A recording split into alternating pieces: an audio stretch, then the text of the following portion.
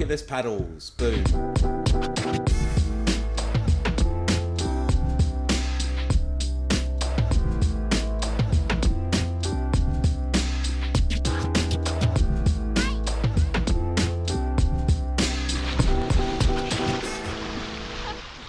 Today we're going to talk about, because we're all getting super excited about getting out, getting back out there. We're not far off. Early April, realistically, we can start meeting in larger groups, hopefully from around the 12th. So we thought it'd be quite fun just to have a little think about where we want to go. And I think we'll look at Northern Ireland, we'll look at the island of Ireland, and then we'll start looking further afield at a few sort of dream bucket list paddles, or just if it's just an interesting paddle. Yeah. Chuck some ideas out there. Yeah, I don't think mine are going to be bucket lists. No? But I think it's just going to be more local and what I've been fancying doing. Yeah, Go on. Well, no, I was going to say, because you're bored of paddling the same stretch of water within 10 miles, which we've all been doing for however long now. Strict 10-mile regulation. I've actually got an app now on my You're phone. bored of surfing the Stena ferry. Yeah, if I'm within like 9 miles, the alarm starts to go off, so I know to turn back within the hour.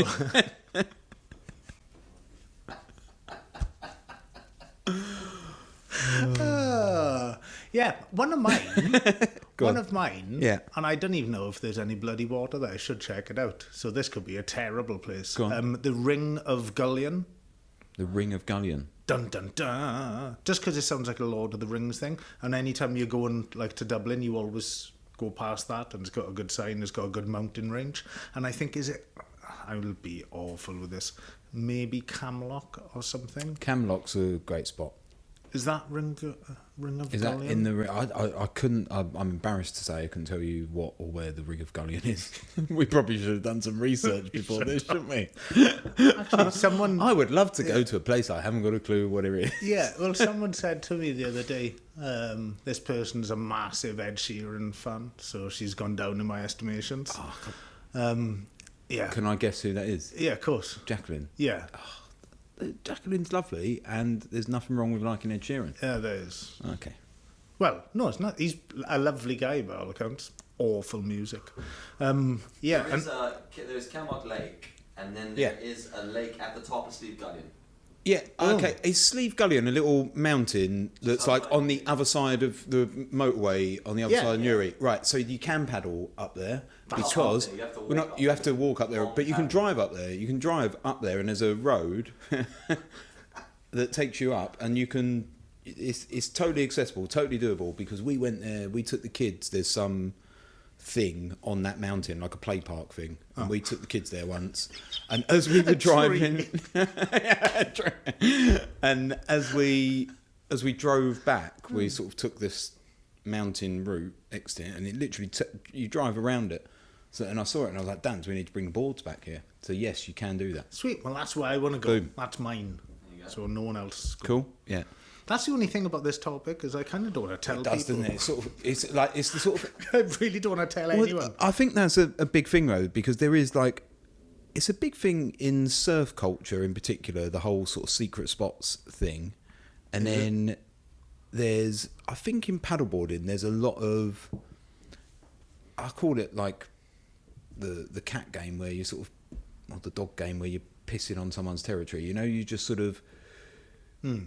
People like to wee around something and go, this is where I paddle. Do you know? Literally or metaphorically. I knew I'd get him to go.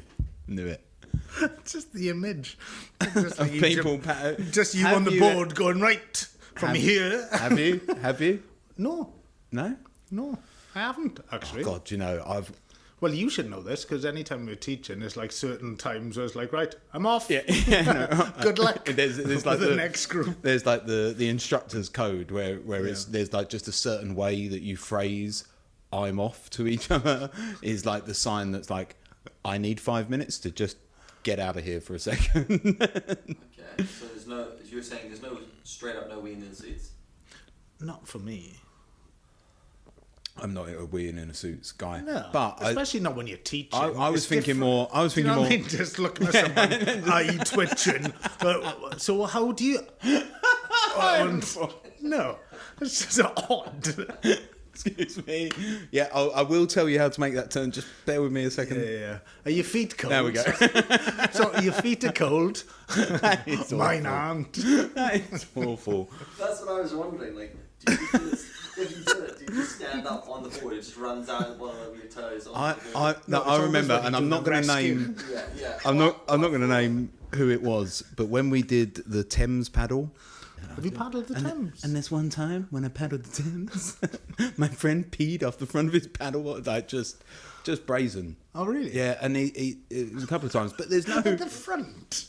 no, just All right. just then like walk to the front and hang 10. It's like the confidence in that. 1 second, guys. Well, this was it. Like, so then we weren't wearing wetsuits when we did that. It was just like shorts, t-shirts, and buoyancy aid, and Ian Wright. Ian Wright, the buoyancy aid. Something to hold on to. Did I tell you did I mention the David Seaman part of that story? No. Why isn't it? I must have told you when we paddled the Thames, we were paddling through Marlow, and there's these lovely like terraced like apartment houses on the river. And we're just going along, and there's a guy stood out on the balcony having a cup of tea or whatever. Am I repeating this on the podcast? Yeah, or we but do don't it somewhere worry. else? And Those two people haven't probably watched and and David Seaman, the ex-England goalkeeper, was just stood there having a cup of tea on his balcony, and my brother spotted and recognised him. It was just like without blinking, Seaman, Seaman, Seaman. And he gave us a cheer, and then we sort of shouted and had a little back and forth to each other, and he sort of retweeted. And I remember, like at the time, Twitter was a thing-ish, but he like retweeted the charity that we were raising money for and all that sort of stuff. That was quite cool. That's cool. That was my random David Seaman story. Slowly clocking off the old ex-England football team. Did I tell you this one time about Peter Beardsley? Is this genuine? No. I'd like to meet Peter Beardsley. He's of all the ex-footballers, he'd be up there. He's an interesting character. Is he? I think so. What was he, number 7? Him and Ray Houghton. I seem to remember. Ray Houghton. Yeah. But, yeah. Bloody hell. Anyway, right. Anyway. We've digressed So, because we're great at that. yeah. Ring of Gullion. Ring of Gullion, which we've established where it is. Good one. Thank you. Any others? I just want to get a camper van. I want to bugger off somewhere. I think that's what the world wants to do right now. Yeah, I know there's loads of little spots. I bought a book for Donna a couple of years ago, and it's all the islands off of Ireland. everywhere. Or UK, Great Britain, and okay. Ireland, Yeah. Northern Ireland as well. Yeah. So it's just like all the things, and there's so many like amazing spots where you just don't even. Yeah. Well, I've never known about. So I'd love to do that. I'd like to take a bit of time and just island hop, but the plan is to get a little van and just go round like Lovely. Lovely. on the weekend or midweek, just have a couple of days, go somewhere, find a spot. Yeah. See, there's a couple of places I'd like to mention, but I don't want it to get crowded. And there's a couple of places like that the within 30 people that within the have mountain subscribed ranges, and listened, there's going I to be don't think- billions of people listening to this. But no, like there's a couple up in the mountains, up in the Mourns, and it'd be stunning. But a part of me is going, Yeah, no, yeah. you know, Well, the Mourns is an interesting one because a lot of those you absolutely can't because they are NI water owned. So, for example, Spelga or Silent Valley, they're just I don't do those. they're no goes. Yeah. But there are some natural locks up there which would be Yeah. really interesting. But I think there's it's funny because we were on a call the other week and there's like there was a guy Peter at he runs Walk the Mourns. Give him shout as like basically lovely guy and basically knows the Mourns like the back of his hands, been guiding people around them for years and runs like walks around the Mourns. Funny enough, Runs the Mourns. walks. Yeah, runs walk. I just spotted that. but yeah, no, he was saying that like there's some serious challenges down in the Mourns, and I think everywhere in like the sort of the big outdoors is feeling that at the moment. So, you know, if you localise that, you could say like Helens Bay is sort of feeling that challenge at the moment as a beach that sort of increased its visibility, whether that's through social media or just people wanting to get out and get to their nearest beach and all of that sort of stuff. I think the Mourns is got exactly the same problem. The volume of people chomping at the bit to get to these places. So like parking, litter, and just general like volume of population is a challenge for those places to manage now. Yeah. Which you know, and I'm you know, I'm not saying that's like don't go. I'm just saying it's, if you go in, follow the countryside code, which is leave no trace, shut gates, don't be a dick. That's basically it. That's really well put, because I'm kind of trying to hold back in ranting against. Go on. No, it's just it's really rude, inconsiderate people that climb up a mountain, stick up a £2 barbecue from Asda, and then leave it there. Like, Siguri, no, get out of the Mourns. That annoys me. The other thing that annoys me is awful, inept local authorities. And this is really basic, and this isn't going to turn into like a negative rant or anything, but where we live on the coast, all the bins are inadequate. The seagulls go in when they are, you know, full and everything. So everything gets into the water.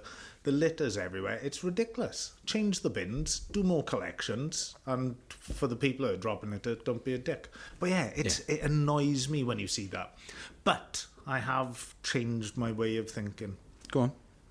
Instead of being annoyed and starting to get worked up all the time, I've actually started taking out the little litter picking thing they've got me in the mornings. So instead of going out and then just getting really annoyed going to nice spots, I'll just collect and then just leave it by the bin, because then it's a positive thing to do and it leaves it in a better place. And I think that should be the way to go about it. Yeah. It does annoy me though. Yeah. It is really annoying. Have I told you? Well, I've told you. I know we've spoken about it, but we've got like a 2-minute beach clean station that's going to live in the van this year. And so wherever we go, the 2-minute beach clean station comes out, gets parked there, so passers-by can use it in whatever location we're at. But equally, we can use it as we go in. People who come to the school, if they want to join in the 2-minute beach clean, it's there. Just as a visible, tangible, it's super simple stuff, all makes a little difference. That's really good. Do you know what that is? It may be worthwhile explaining what that is to those 7 listeners.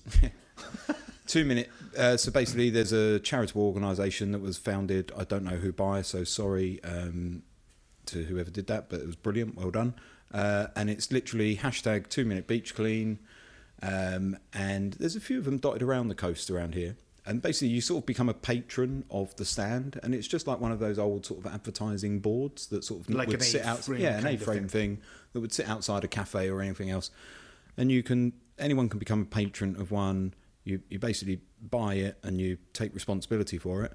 And it comes with like a few litter pickers. Now they've adapted them so they come with a pot of hand sanitizer and all of that sort of stuff on it. A bunch of like reusable waste bags, and then you sort of park it there. And people can grab a grab a litter picker if they're out walking the dog or going for a stroll on the beach, grab what they can, put it in the bag and leave it back at the stand, and then we clear it all up at the end of the day. It's really good. It's cool. It's good. It's a nice little thing. I noticed one down in Ballyholme last year. Yeah, I think that's the Cairn Bay Lodge that have the patrons of that one, I think. Yeah. That's really cool. Yeah. To get back onto topic, what about where are you looking forward to going further than a 10-mile radius? Bangor. What? In Wales. What? So, Adam and I are going to paddle. I've just roped him in. No. To be fair, it was your idea. So, we're going to paddle from Bangor to Bangor. So, Bangor in Northern Ireland to Bangor in Wales. We're going to do it. We're still not entirely 100% certain how, because there are lots of challenges. But ultimately, we will be standing on some sort of paddly type thing, and we'll be paddling. Yeah. Which is going to be cool. So it's like 84k to the Isle of Man, and then another 89k, I think, from the Isle of Man. Maybe a bit more, maybe 90k plus from the Isle of Man to Bangor on the other side. So, and there's loads of different ways we could do this, right? So we could just follow the coast of Ireland and go down, and then cut across from like Dublin or whatever, and do that sort of almost ferry route across to round Anglesey, which in many ways would be the safer route for some reasons, but equally would be a lot longer. Yeah. But I think we're just going to go for the we're just guns out. Let's go. Just go for it. Let's get there. Yeah. I'm looking forward to it. It will be good fun. Yeah. It'll be good fun. Actually, I need to check my emails because I've emailed University of Bangor in Wales because they're doing a thing about collecting data for microplastics. Yeah. So one of the things when we're paddling is we're going to just collect some samples of the seawater. Did you have to clarify that after last week's bike chat? Yeah, exactly. And just I could see him just giggling, and then you were smiling. So it was like, I best. I'm just put it out happy. there. I'm just happy. Just happy. So yeah, so that'll be good. Yeah, no, it'd be cool. What are we going to do it on the old board? Well, I think that's up for because we need to discussion. get training on that. Yeah, I think realistically, like it's like on a standard, even on sort of on a standard sort of, call it ocean going board or whatever, like that's a big push, right? 84k across the Irish Sea just for one leg of it is epic. Significant, right? Yeah. And bear in mind that like the tide in that stretch that we're going across is really significant. So like we can use that, absolutely, that's all good, but there's a limit to what we can realistically achieve on that. So that it might be that we look at using a dragon board, which is like a 20-foot long Red Paddle Co. It's designed for basically 4 people and teams, and we've got a couple of those this year just to have a few different fun ways to paddle. But also it might help us do this. So we'll get a few extra training. We have to get out sessions on in. that. Yeah. Well, I've still got to test them, but yeah. Yeah. But yeah, so no, that would be really cool. So I'm looking forward to that one. But like, there's just loads. There's so many really cool places. Like, I mean, I did the band last year, but like I'd do that again. Like, I'd love to do that again. That was just a really nice 2-day, boom, lovely. I'd love to do Shannon Source to Sea. Like, I've got loads of family in Galway, so like just go and spend some time down there and paddle. Rathlin Island as well. Yeah, there's a paddleboard school on Rathlin Island just set up. Really? Oh, that's going to really annoy me. Sorry, I've forgotten the name, but yeah, they're really cool. Nice group of people. So yeah, like, and again, like getting across there again, it's like a tidal game. It's much more exposed. Some really challenging conditions to sort of be aware of, but it's totally achievable. And yeah, I think that's going to be interesting. Just seeing so sorry, because there's loads of strands where my mind is going at the moment. So I think it's going to be really interesting seeing from a sort of call-outs perspective what happens with the RNLI this year.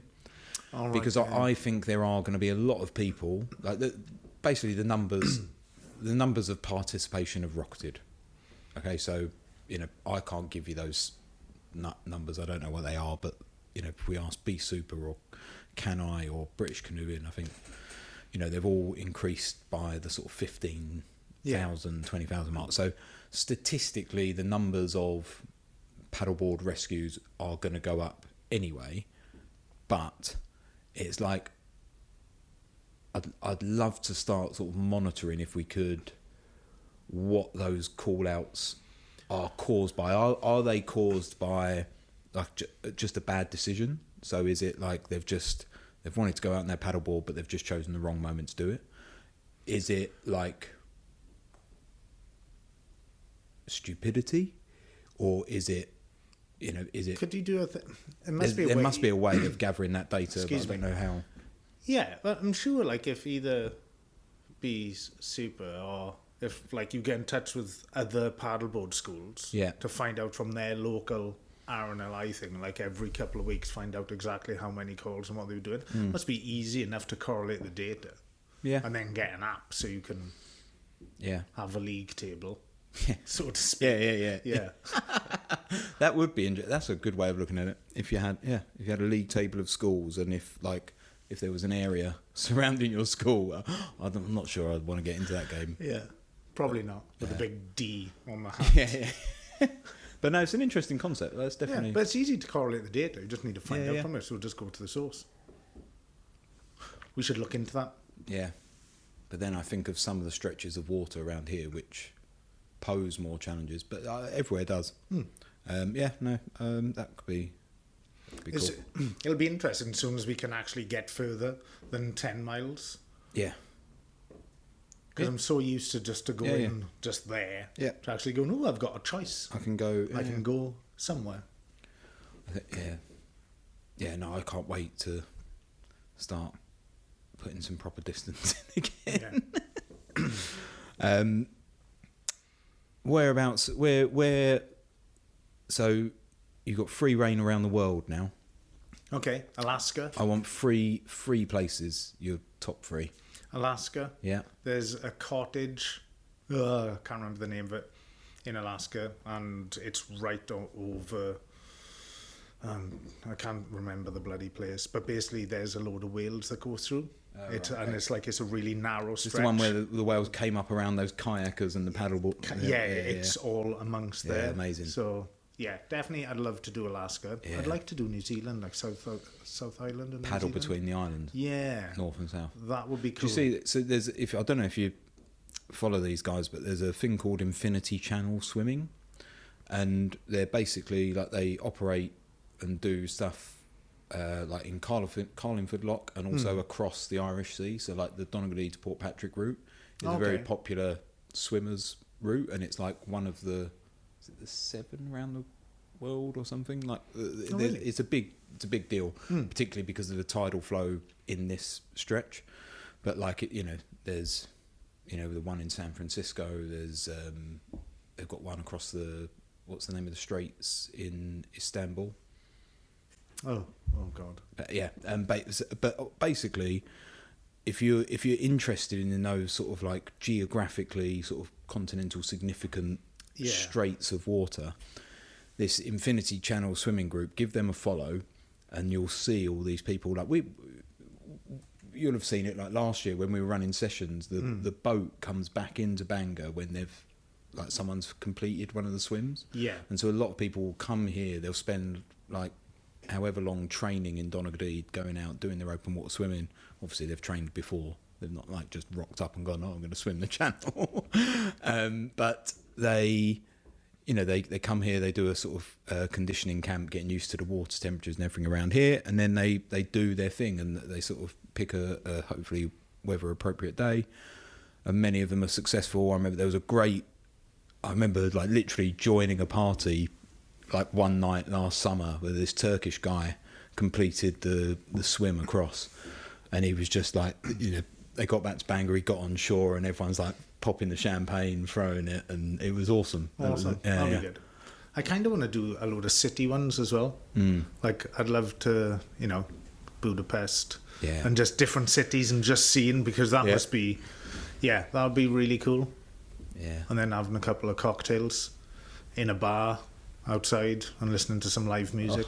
Oh, live music. That'll be good. When will that happen? Couple of weeks. Well, it's happening. It's Is it? happening. Yeah. In certain places. Yeah. What are certain places? Be more specific. Who are these progressive people that are allowing people to go out and listen to real music? Oh, North Down Council. No. No, there's loads of places around Australia, New Zealand. Yeah. Certain places in the Well, States are opening up, and Yeah, Yeah. it'll happen. Yeah. It's all good. It's all good. It'll be nice when it does. Yeah, mustn't grumble. Um, Go on, any R3, quick fire. so my ultimate is Kiji. I say it every time. So there's the Kiji Islands, which are like north of St. Petersburg, north end of Lake Lagoda. And basically they're a series of islands, and on them stand these wooden cathedrals, but like amazing, and they're all constructed without any nails. Like they're all proper sort of carpentry joins that like make these stunning constructions. So yeah, the island of, I'd love to paddle around the islands of Kiji. That would be amazing. A lot of mine are probably Russia based. I want to paddle Lake Baikal. I've paddled on Lake Baikal before, but I want to paddle like the length of it. Sweet.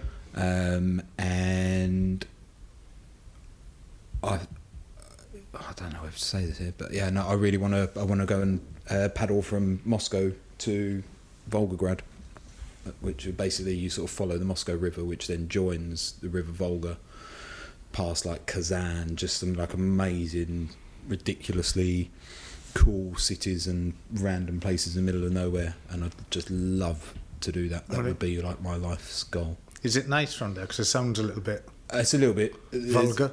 Yeah. Hey, boom, boom, boom. That's why he's a drummer. No. Yeah. No, it's that'd just be cool. That's just my thing.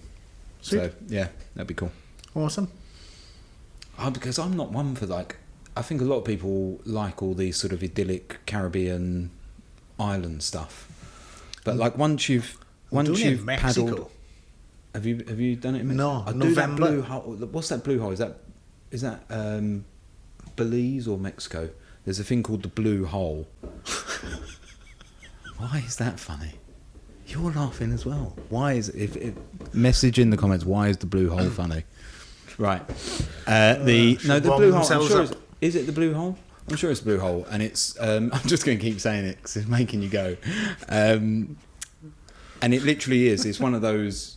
Do you know, like when you get a drone shot of like an idyllic reef with like a perfect circle in the middle that's blue? Why? I'm getting like Dylan's just looking at me, shaking his head like I'm. No. It's good. It's good. It's just me being silly. Like stuff like that, I think that would be cool. Yeah. Like if you paddle across that or something, and like, or where are those places? Is it Mexico where the meteor apparently hit? You know, the one that killed the dinosaurs. That would be cool. So there's apparently like a hole where that hit, and that like a crater. So you just want to get in a load of holes, isn't it? Oh no!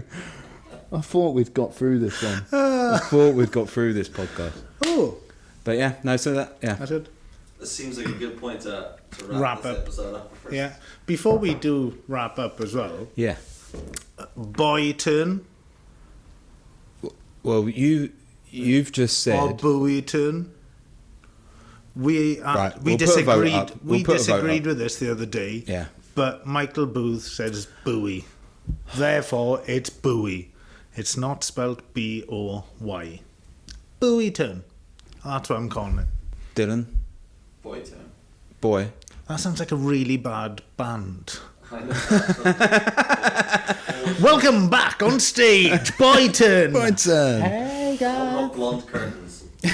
Yeah, like those little ringlets. Yeah, bad. So yeah, Well, yeah. buoy, buoy. Okay, I'll try and. That's going to take some time for me to readjust and call Call it it buoy. what you But want. if Michael Booth says buoy, then it's buoy. Yeah. I'll buy into that argument. Yeah. There we are then. Cool. Anyway, hope that was some fun. Drop a comment in and tell us where your dream paddle is. Yes. Cool. Dylan, please. I didn't look. I could tell. That's why I didn't say anything or look, just because I could see. Brilliant. Terrible. Take care, guys. Speak to you later. Cheers.